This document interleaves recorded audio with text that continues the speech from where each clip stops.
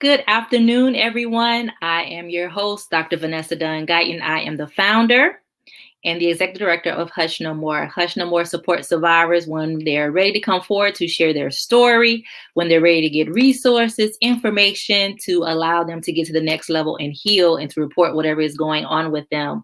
So tonight we are going to have an interesting conversation. We are going to talk about forgiving your rapist. I am really excited because this is one of those conversations that people, families, organizations, we have a hard time discussing about forgiveness. So my guest today is Janae Chu. Welcome, Janae. Hello. Thank you for having me. You are welcome. Thank you for agreeing to come on to have this difficult conversation and about a difficult topic that a lot of people don't want to talk about. And it's hard to do, very, very hard to do. So when you said, I want to talk about forgiving my rapist, I was like, yes, let's have this Yes. discussion. So tell us a little bit about you. Okay, so I'm 29 years old. I'm from Maryland. I am a YouTuber. That's how I advocate and spread awareness to sexual abuse and mental health. Okay, so you're a YouTuber. Yes. So that's like a new word for the dictionary. A YouTuber, a podcaster. Hmm. It's all totally new. And so I Right. found myself lately that I have become a YouTuber. So now we also have Hush No More Champions on YouTube. So I guess I am too. I can add that title. So that's pretty cool. Yes. All right. Yes. So how did you even come into this advocacy world? What happened that made you want to say, I got to start making a change and making some noise and decide to hush no more? It's so crazy. I was sitting in church and it was the pastor was talking about purpose in life. I really didn't know. It came to mind, like I guess God was speaking to me and telling me to make a YouTube video and share my testimony. And that's how it started. And it just took off from there. So you were in church and you want to have a purpose. So you Yeah. want to start your purpose. Yes. That's not easy.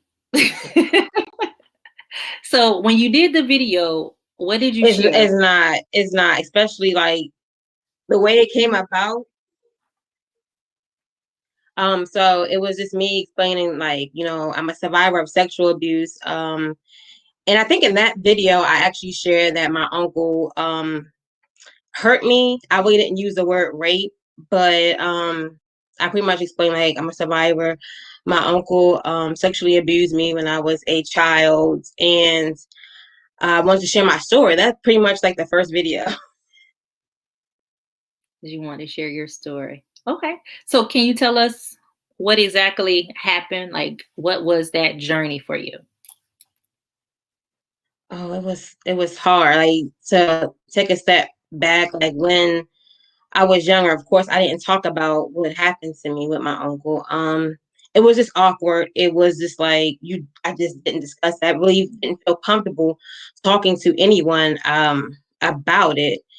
And I went through a dark stage of depression and just not having any type of motivation to do anything. And I guess I pushed it to the back of my head about what my uncle did to me, that I kind of forgot about. I forgot about it, but I didn't forget about it, if that makes sense. And it really took a toll on me. And then once I started going to church, and that would really help me, I guess, start my healing journey. And before I even forgave my uncle, that going to church, I guess it really helped me in building a relationship with God. Okay. So with your uncle, did you ever tell anybody? Like did you tell a parent? Did you tell friends? Somebody at church? Did you tell anyone? Yes, I told. Well, it was so crazy how it happened. My uncle was actually watching my brother and I, and my mom was away, and it was just like, I feel like my mom walked in at the right moment, and she just, like, I guess, instantly knew that something was wrong.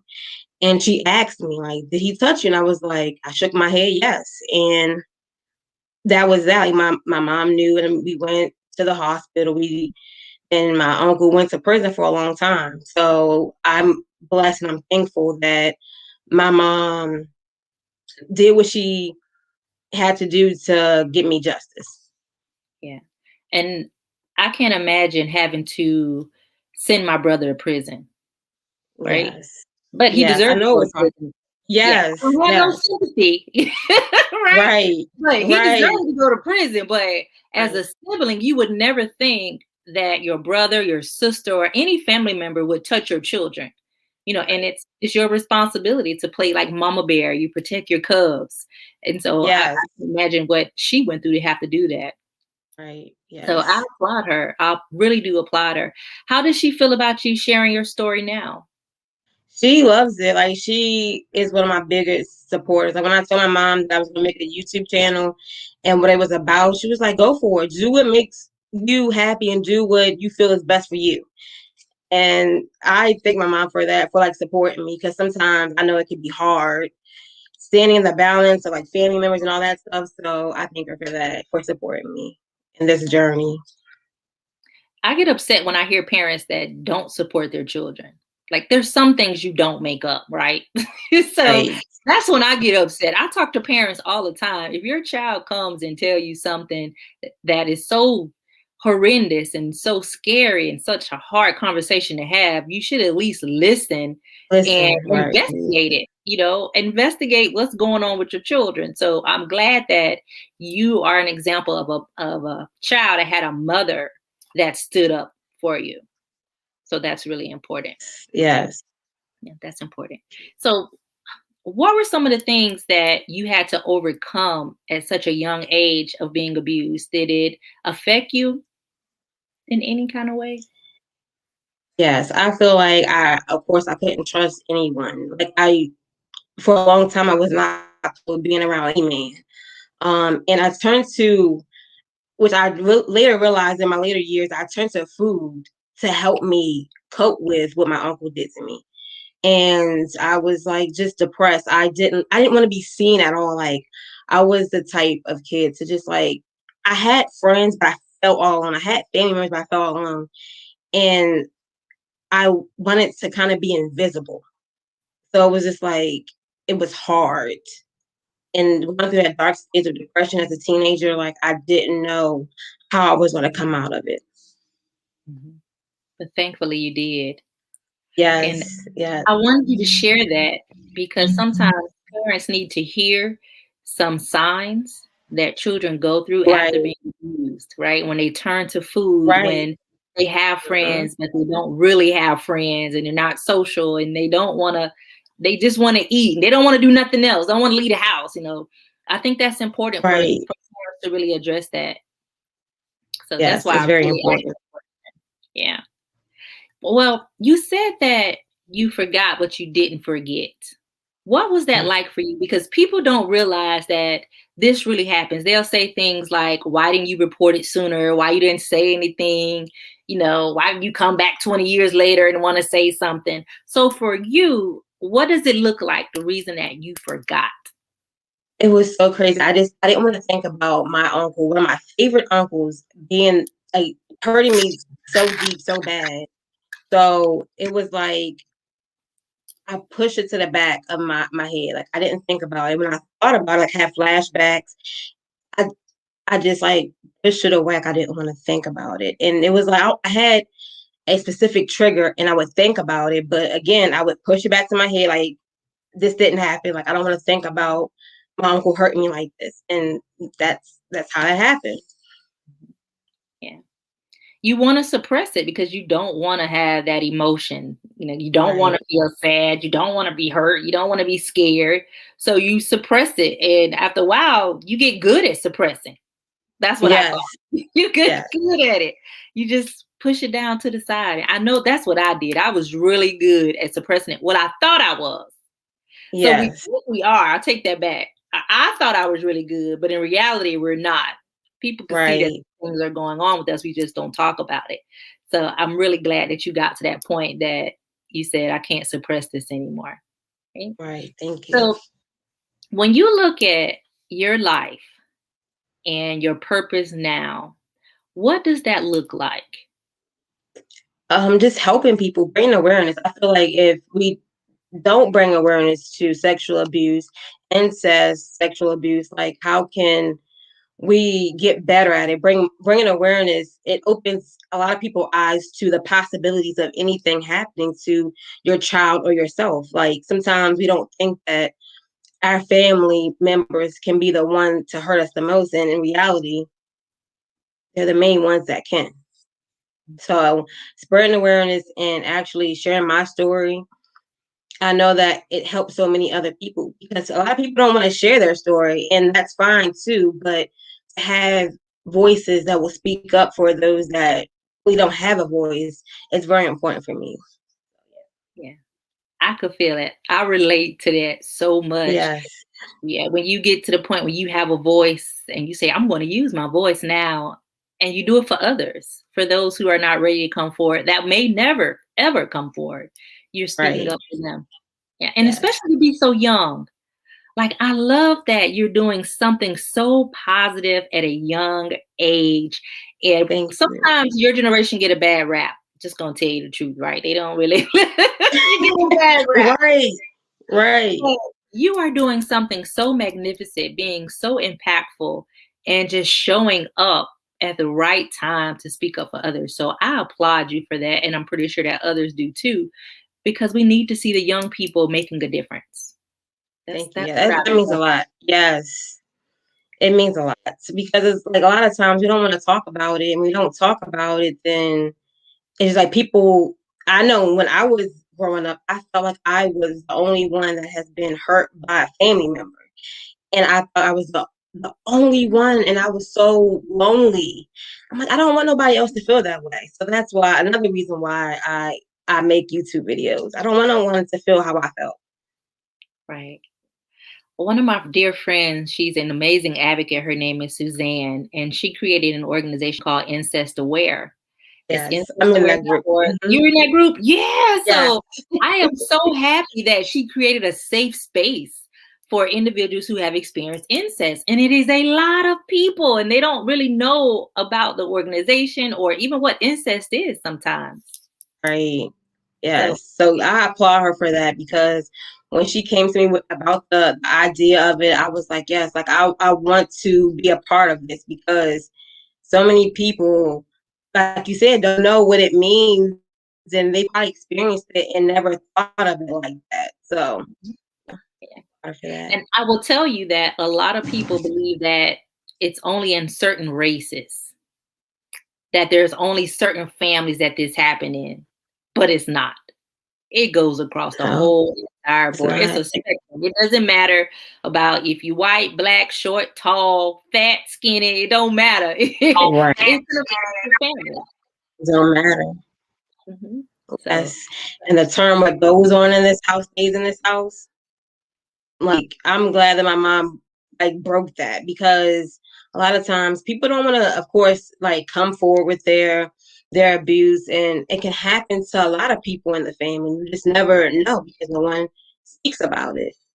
we don't talk about it. Yeah, we don't talk about it. So how did you come to the point that you wanted to forgive? How did you get there? It's so crazy, because I never thought or imagined that I would forgive my uncle for what he did to me. And like, I when his time was approaching to be released, I was like, what I'm gonna do, like, I'm in a small area, and like most everybody's like friends or family, like what I'm gonna do if I ever see him. And I'm like, a lot of things like anger, anxiety, all of that really played a part of it, and it was crazy. I seen him at work for the first time when he got out, and it just did something to me. But I went to church yet again. Like, I guess that was shit with God really helped me. And the pastor was talking about forgiveness, and he really broke it down for me. Like, forgiveness is not for the other person; it's for you. And I'm like, okay, that makes sense, because like I'm feeling burdened. It's just I feel like overwhelmed and all these emotions. And I went home after church and I wrote my uncle a letter. And I gave it to someone to give to him. And that's how that went. Like, it was just me wanting to let go of that that extra baggage, and it worked. But I also thought that by me forgiving him, I thought that was like the end of my healing journey. I was going to be healed. That's what I thought, but that was a big mistake for me to even think that way. But yeah. I don't think we ever truly heal. I think we learn a lot of coping mechanisms, right? Yes. We find Yes. more ways to be happier than sad. I think, some Yes. people, good to go, never bother them again. I wish I was that person. But I think Me it's a too. lifelong journey that we live on. And you could decide to be sad and depressed and unhappy, or you could turn it around and try to live a better Yes. life. So I think that's important. So I am nosy, and I'm pretty sure my audience want to know too. Can you tell us some things, like what did you say in your letter? Just sum it up. It's so crazy because I'm like, dang, I should have took a picture of the letter, or I really don't. I guess it was just like me just pouring out my feelings, and I was like, Okay. I remember the part where I said, I'm not forgiving you for you, but I'm forgiving you for myself. And that's like the main thing that stands out. I don't remember anything else that I put in the letter, but that was the main part. Like, I'm doing it for me, not you. Okay. And I can see that where you're just writing and pouring it out, and you're in that space, and you like, I gotta say this, I gotta say that, and then I'm just Mm-hmm. done with it. So did he say anything to you after he received the It, letter?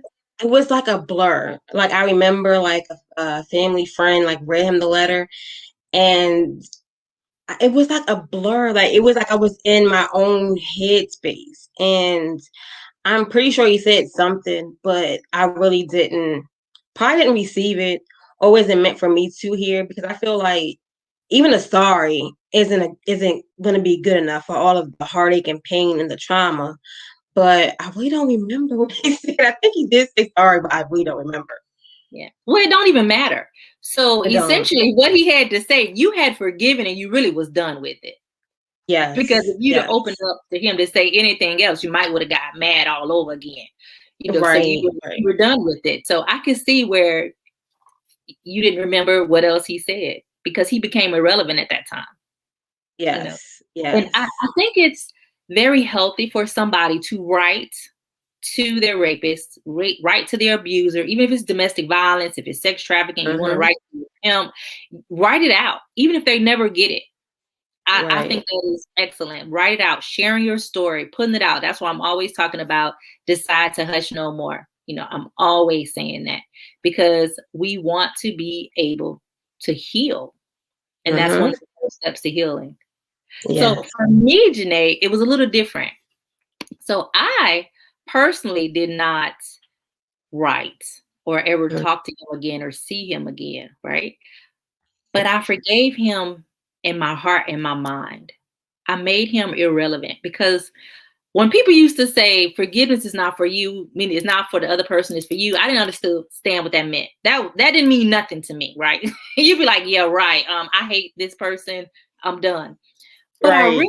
realized that the more that I hated him, I had hate in my heart and it was eating at me. The more that I couldn't just say, you are irrelevant in my life, the more that it hurt me. It was like Right. giving him power over my life. When a person affects your mood, your temperament, they're Mm-hmm. always there. All of the memories and the flashbacks, and I'm not going to say it's completely gone, but he doesn't have control of my life anymore. If I was to meet him today, I'll probably say something slick. I'm pretty sure I would. Mm-hmm. Right. I know I would. Right. Right. I don't know what I'll say, but I know I'll say something slick. But I'm not there anymore. I could care less. And I hope that one day he hears me speaking. And I do believe in karma. So I don't believe he's Mm-hmm. having like this magnificent life. I do Right. believe that God is handling this for me. And for those of you that are religious, if you believe in God and the power of God, then you got Mm-hmm. to believe that God can handle it for you. That is not your, Right. right? The outcome of your abuser is not your battle.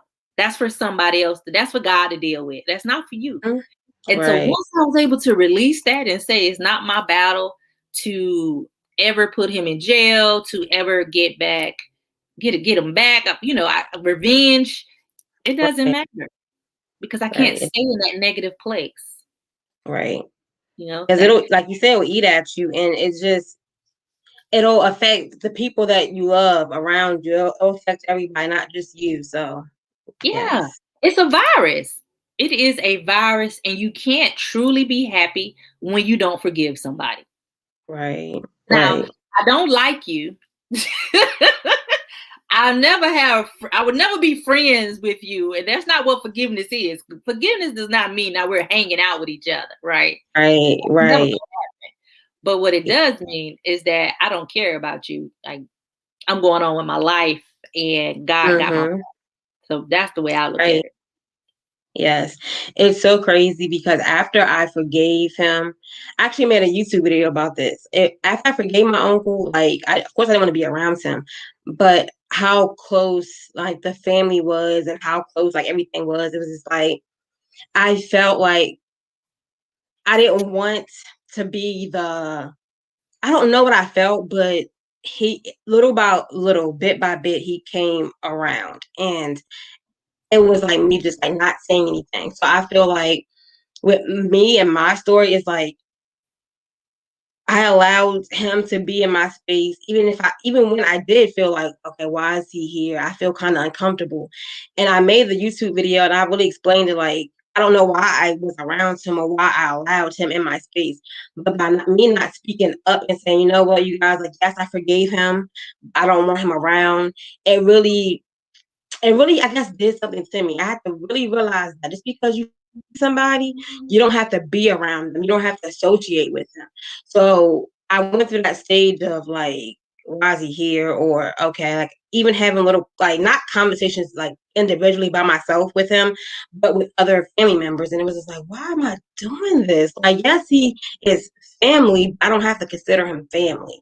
So I went through that stage and I want everyone to know like sometimes the forgiveness is of course different, but now that I'm like really on this healing journey, I don't talk to him, I don't look his way, I don't even see him.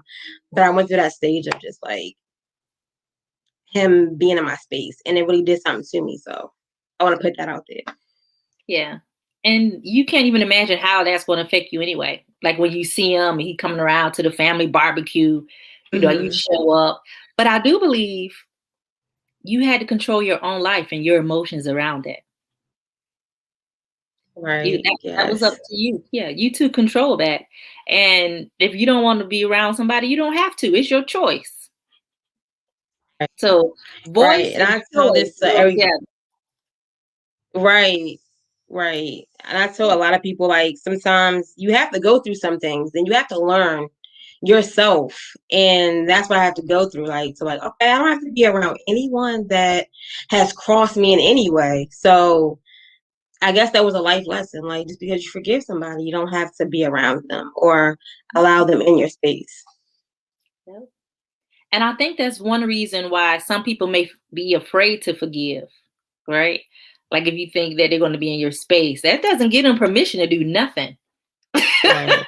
Right. Forgiveness is not Right. permission for you to do anything, to come and chill with me, hang out, none of that. It's just that Right. I'm not thinking about you anymore. Right. Right. And so if you had to do it all again, would you do it the same way, you think? Do you think No. writing the letter was the best way for you?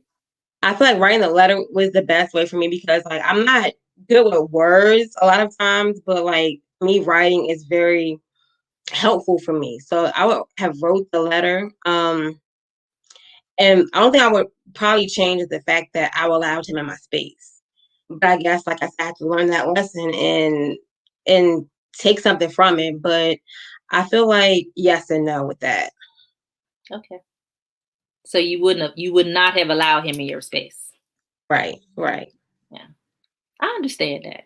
Yeah. Sometimes you don't want to see somebody. The mere presence of a person is a trigger. right. That's a serious trigger. Just because you came into my life was a trigger. Do you Hmm. feel like when you went to church that the pastor was speaking to you when he had the sermon on forgiveness? I felt like he was speaking right to me. It was so crazy. Like what? Like wait, like do you know something about me? Because I don't. It was just like that, and I just I'm thankful for that. And people ask me, how can I forgive? It's like, it's not me. God did it. God did it for me. God did it for you. Yeah. I Yeah. like that. So I've heard sermons on forgiveness, and I was like, yeah, right. I'll tell you, they weren't talking to me because I felt like if you're telling me to forgive somebody that did something so horrendous to me and changed my life in such a horrible way, that why would you even want me to forgive? And why would God want me to forgive? Why would God even expect this from me? Like, I was like, you're not talking to me. So I believe that God was supposed to have my back and help me get some revenge. That's where I was at. Because I was at Right. anger, hate. You couldn't tell me that I'm supposed to forgive today. I didn't care what the pastor said. The truth. They didn't come Right. from God for me. Like, not in the church. It didn't Right. come from, it came from me just tired. I was tired of crying. I was tired of drinking.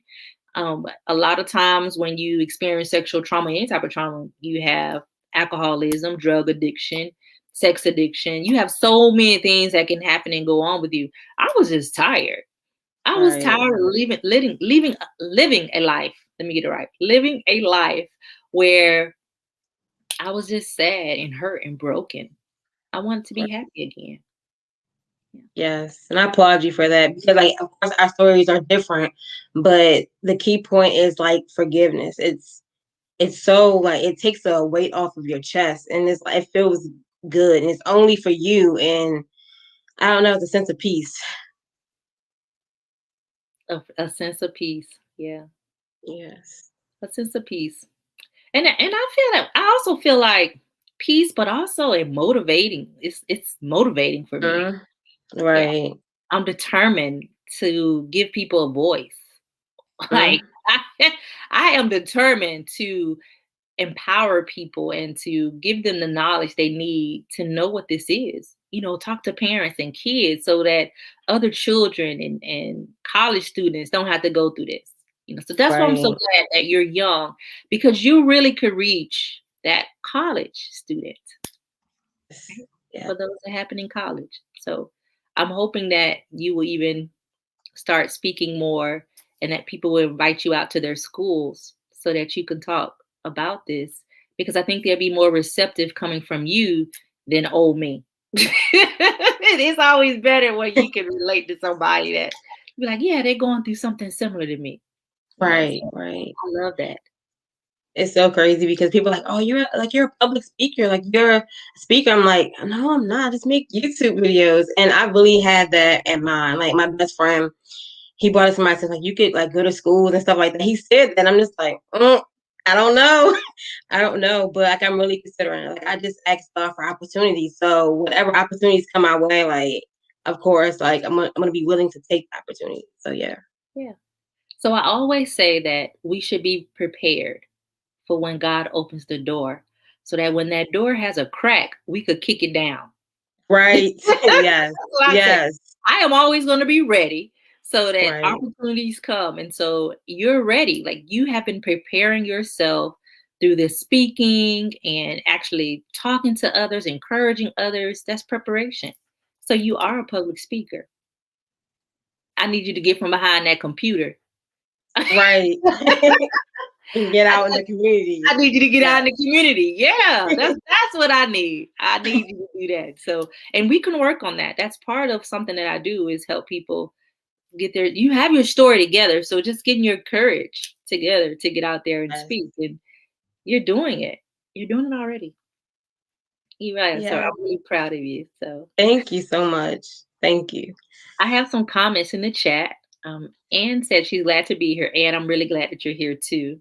Anne is in a part of SAN, which is Sexual Assault Advocacy Network. If you are not a part of SAN and you are an advocate, please join, because it's a great place for advocates to support each other and get information and great resources in that community.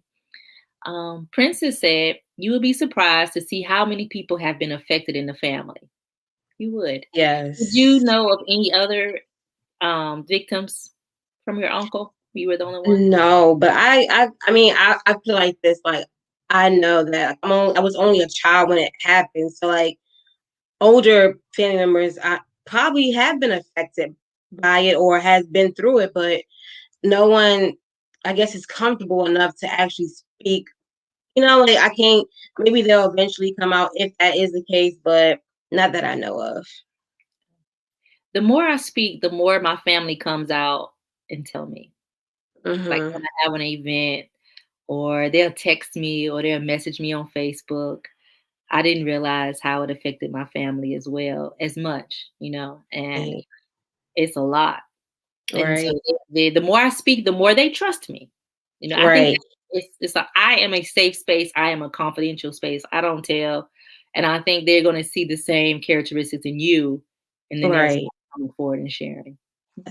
It's so crazy. Like the only person I really talk to about it is like mainly my mom. And we have that relationship to where like she'll tell me how she felt about the situation. And of course I'll tell her about like how I felt or how I'm feeling now.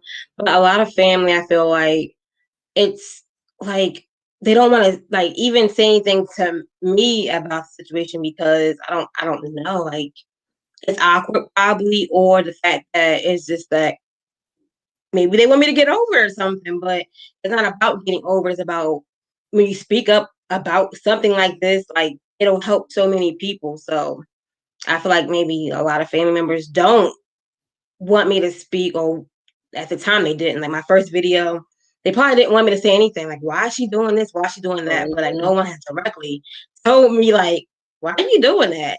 But I mean, I really wouldn't have listened to them anyways because it's my call, it's my purpose. And your mama probably would have got on them too. Mom protects us from some things, and she Yes. was supportive. So she probably would have done some protecting for you too, because she protected you Yes, from I some already know. things.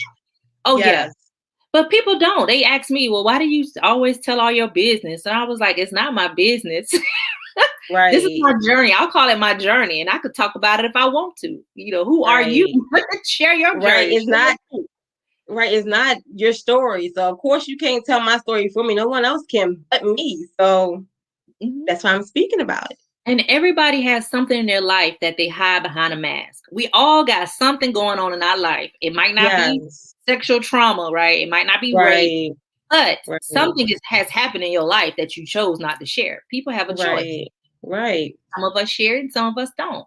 You don't have to. Exactly, Yeah, but exactly. you can't tell me what to share and not to share. I know my family probably be like, "What?" Well, I will tell you what some of my family was upset about, that they didn't know, that I never told them, that I suffered in silence. They were upset about that the most. Yes, it's like the ones that you're like, oh, what? But it's like sometimes like you don't know like or if you could ever even speak about the situation. So like, yeah, it's hard. It's hard. Realize Yeah, that you're I fit like wasn't family ready. member stuff. Right, So right, for family members who are on here today, it's nothing against you personally. They just right, were not ready and just decided not to share it with you. But it's not because they didn't like you, didn't love you, didn't trust you. right. They didn't want to share it, and it's their choice. And we have to be accepting of people when they're not ready to come forward and share. Exactly. It's okay. Yes. All right.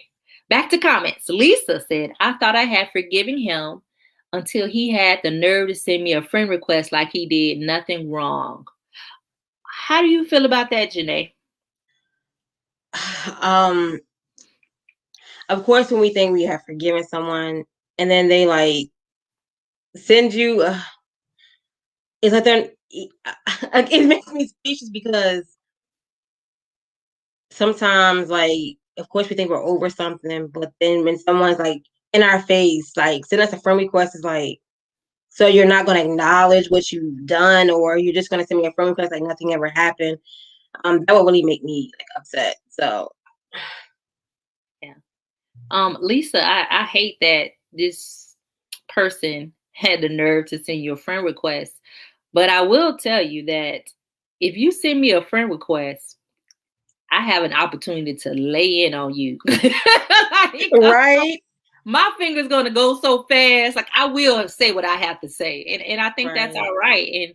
And then sometimes we have to go back to that level of, now I gotta forgive again. Now I gotta get back to that healing place. Not necessarily right, that you haven't forgiven. It's a trigger. So it just brings up these emotions again. So it's let me go back. Let me do some healing again. Let me meditate. Let me do all of the tips that's in my bag. Everything that I've been taught, go back to counseling, and get back to a safe and healthy space because this person is irrelevant to me. Mm-hmm. Yes. And I have triggers.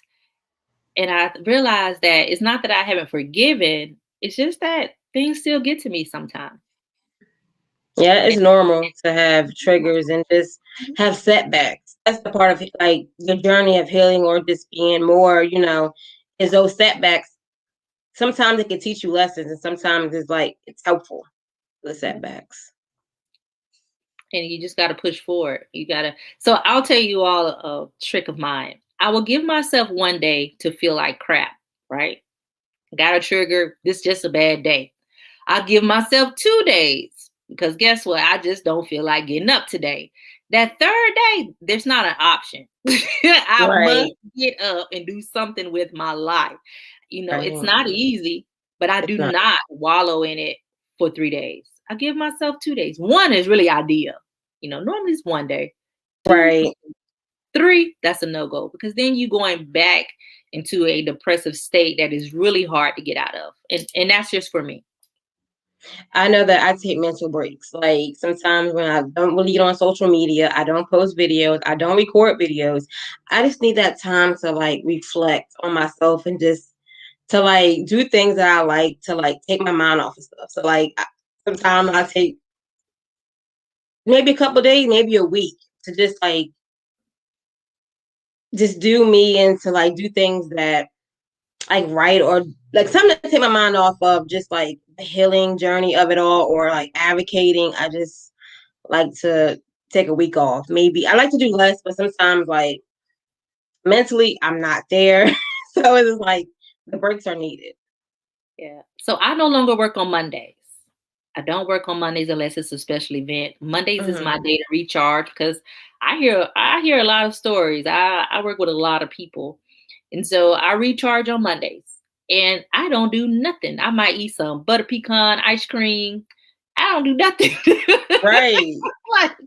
I just take time for myself. And if I want to do something, I will. But if not, I could watch Netflix all day long on a Monday. And I really try to stick to that because I work on the weekends. So we have to have that time for us to just recharge. Right. Life isn't perfect. It's not easy. It's not easy. Tanisha said, I am glad to be here. I am proud of you, Janae. You are touching me. I learned to speak even when my voice tremored. Oh, thank you. Yes. Sometimes it's hard to actually, but knowing that it's going to help you and someone else, that's just motivates me. And Jamaica said, nope, and I never will. So Jamaica, I'm not sure if you're saying nope, that you won't forgive. And I do tell people that's a choice. Some people are never going to forgive, and you don't have to. You don't. But I do want you to heal. So you don't have to forgive, right? But I want people to heal and not be stuck in a place where that person still has control of your life, right? Right. That's important. And a lot of times when you don't forgive, you can't get that control back, but some people can. So find your space, find when you can move forward and be in a healthy space. Right. So if people say all the time, I can't believe you forgave. Did you really? Yes, I have. Now, it don't mean that I might not act up again. I don't know. Right. Right. I don't know. Those moments. We had those moments, right? Yes. We had those. And then my grandma used to say she'll meet a cursing Christian. Like, I don't know if I might turn into that. I don't know. But you don't know what's going to happen, but you can live your life for today and decide if you're going to forgive or not. And it's your story. Just heal. Just try to heal. And then maybe healing will just help you take that burden off, and you just never know. You just never know. So Miss Sissy Johnson, do you know who that is? That's my mom. Hi, Mom. She said, I am so proud of my daughter. Love you, Janae. Keep up the good work. Oh, thanks, Mom. Love you. Yeah. It's a good feeling when you have a parent that is supportive. That is really good. And thank Yes. you, Ms. Johnson, for coming on, number one, and for two, actually listening to your daughter and taking action, because I know it wasn't easy. So I'm really proud of you for standing up, because a lot of parents don't. A lot of children don't have that positive voice. So that's Right. priceless. That's priceless. So my mom, she's a ride or die too. Right. My I'm mom. so thankful. I'm so thankful. Yeah, I am too. That means a lot. And for Yes. parents, if you know that your child went through something and you did not address it properly or you did not believe them, don't act like it's over. You may want to consider talking to them about it. Once you learn something, when you know better, you do better. Consider going back and talking to your child, your adult, and talk to them and have this difficult conversation. Don't act like it's gone and it didn't happen, because they may truly be still hurting years and years later. Yes. Yes. Mhm. So, Janae, is there anything else that you want to just share or talk about before we get out of here? Mm-hmm.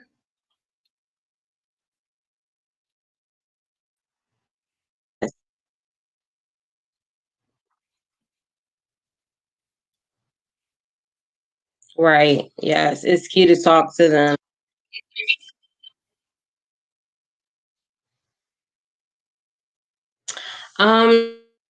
Just that like my YouTube channel, that's like the only thing that like I really take dear to me. Like I don't really post as much like on my other social medias like that. But YouTube has really been an outlet for me to heal. And I really didn't realize that me making these videos was a way. I was always thinking like, okay, well, I'm gonna just do this for other people. I'm gonna do it for everyone else. But learning that it was for myself as well, and of course, God knew exactly what He was doing when He put that on my heart to do. Of course, it's amazing feeling, and advocating is very important to me, and um, I'm glad, of course, to be here and to be present and to speak out for myself and for others. Yeah, I'm proud of you. I am proud of you. You are definitely a survivor advocate. You truly are. Continue doing your videos, continue making noise on social media. Everyone, please go to her YouTube page. I'll make sure that I have it in the chat as well so that you can see it, check it out. She has some amazing videos on there that you can even share on your own social media pages. So thank you, Janae, for just joining us tonight and telling us your truth and having this difficult conversation about your journey to forgiveness. So it makes me feel good that somebody else forgave too. All right. So we are going to wrap up this afternoon, but I did want to talk to you. You're welcome. I did want to talk to all of you about our upcoming event. So you can always join us Facebook Live Tuesday nights at 8 p.m. Eastern Standard Time for an interview, or you could hear it on our podcast or YouTube channel. Next week, the 16th, we are going to have Heidi Vogler. She's going to talk about effects of bullying and trauma. So a lot of times we don't really pay attention to when our children are being bullied, but Thank you for having it me leads again. so much more, so much more. And then on the Yes. 20th, excuse me, y'all. On the 23rd, we have Kiever Murdoch. She is going to talk about domestic violence and how it affects our community. That's on the 23rd. It's not just you and your household. It can affect our whole entire community, especially when you are murdered. When you are killed by your abuser, it affects us all. March 30th, we're going to talk to Tammy Mobley. She's going to tell us how she turned her trauma into success. So a lot of you want to talk about how you could write books, speaking engagements, how you can start an organization. she is one of those who took her journey and turned it around to be successful. So I really want to hear from her because I think you can learn a lot from her. Then April is Sexual Assault Awareness Month. We are going to be super busy. Please register at our website. April 16th is spoken word. If you are a poet, you could do any type of writing. Share it with us on April 16th. April 17th is going to be Survivor the Warrior. We are going to be with Mr. Lance Adams live here in Columbia, South Carolina. And we're going to also stream it for those of you who don't live locally. And we're going to do some self-defense training. So I love that because I truly believe that we can fight back if you choose to. Then on April 18th, we have the Hush No More documentary screening. So that one's going to be cool. You can get your popcorn. It's family friendly. Talk about all those different hush topics.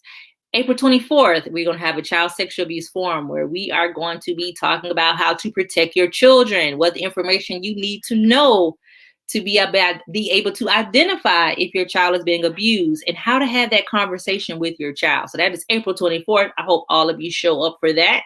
And then, of course, we've already started preparing for our domestic violence walk October 16th. 2021. So register on our website at www.hushnomore.org. You can find resources there. You can contact us there. You can always find us on all social media platforms, or you can call us at 1-888-285-2161. That's 1-888-285-2161. So you can contact us, and we're always here just to listen, to support you, come out and do training in your organizations, in your churches, with your youth groups, because we do believe that awareness plus knowledge equals prevention. Thank you so much for joining us. Thank you, Janae, for just being an amazing guest and sharing your story. And I look forward to being able to speak with all of you in the future about the hush topics. Peace and blessings to you all.